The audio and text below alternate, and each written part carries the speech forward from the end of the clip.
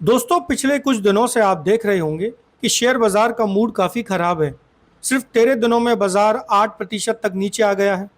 लोग परेशान हैं, लेकिन ऐसे माहौल में भी देश के नए और बड़े खिलाड़ी जियो ब्लैक रॉक ने शांति से अपनी चाल बदल दी है। आज एक एनालिस्ट की नज़र से हम समझेंगे कि उन्होंने अपने पोर्टफोलियो में क्या सफाई की और कहां खरीदारी की है। दोस्तों, किसी भी बड़े फंड हाउस के लिए पोर्टफोलियो में बदलाव करना एक रूटीन काम है, लेकिन अभी बाजार में जो भूचाल जैसा माहौल है, उसे देखते हुए जियो ब्लैक रॉक ने बहुत बड़ा फेरबदल किया है। उन्होंने अपने फ्लेक्सी कैप फंड में करीब 33 स्टॉक में अपनी हिस्सेदारी बढ़ाई है, जबकि 21 स्टॉक में पैसा कम किया है। आसान भाषा में कहें, जहां लोग डर रहे हैं वहां इन्होंने कुछ नए नामों पर दाव लगाया है। इन्होंने स्विगी और गुजरात गैस जैसी 12 नई कंपनियों को अपने पोर्टफोलियो में शामिल किया है। इसके अलावा इन्होंने इंडियन ऑयल और जमुना ऑटो जैसे शेयर में इन्होंने लाखों की संख्या में नए शेयर खरीदे हैं। यानी इन्होंने भरोसा किया है कि ये कंपनियां आगे चलकर अच्छा करेंगी। लेकिन साथ ही इन्होंने कुछ कंपनियों को पूरी तरह से अलविदा कह दिया है, जैसे महानगर गैस और पटेल इंजीनियरिंग। यहाँ सीखने वाली बात यह है कि एक प्रोफेशनल एनालिस्ट कभी भी किसी स्टॉक से इमोशनली नहीं जुड़ता।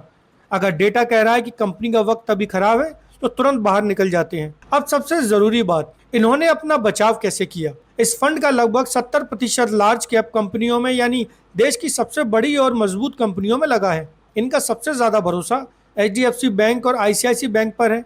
इसका सीधा सा मतलब है कि इस गिरते बाजार में इन्होंने एक डिफेंसिव यानी सुरक्षित रास्ता चुना है।